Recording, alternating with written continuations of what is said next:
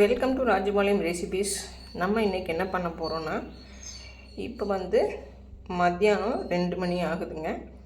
இந்நேரம் நம்ம ஒரு ஐஸ்கிரீம் எல்லாம் செட் பண்ணி வச்சிட்டோன்னா நாளைக்கு காலையில் விஷ்ணு வர்றதுனால நம்ம இது சர்ப்ரைஸாக அவனுக்கு கொடுக்க போகிறோம். ஏன்னா நம்ம புது ஃப்ரிட்ஜு வாங்கியிருக்கோம்.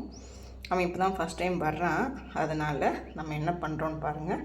ஒரு 10-15 பாதாம், ஒரு 10-15 முந்திரி, கொஞ்சம் ஒரு 4-5 வால்நட்டு, ஒரு 5 பேரிச்சம்பழம். இது இன்னும் உரித்து தான் நம்ம ஊற வைக்கணும். இந்த அளவுக்கு பண்ணிடுங்க. இது பார்த்திங்கன்னா ஒரு 50 இல்லை 60 கிராம் இருக்கும். ஒரு 200 மில்லி பாலில் இதை நல்லாவே ஊற வச்சிடலாம்.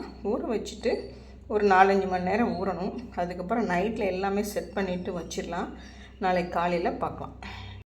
இப்போ பாருங்கள், குங்குமப்பூ போட்டாச்சுங்க. அந்த உரிச்ச பிஸ்தா இவ்வளோ வந்திருக்குது. இதையும் அந்த பால்லையே ஊற வச்சிடலாம்.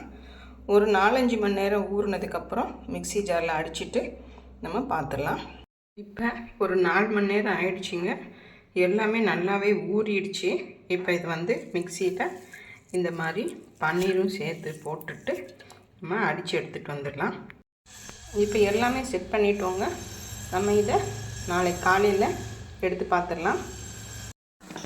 இப்போ பார்த்திங்கன்னா நம்ம நேற்று செஞ்சு வச்ச ஐஸ்கிரீம் சூப்பராக ரெடியாக இருக்குங்க. இங்கே பாருங்கள், நல்லா சூப்பராக ரெடியாக இருக்குது. இதை இந்த ஸ்கூப்பில் எடுத்து பரிமாறும்போது பார்த்துடலாம்.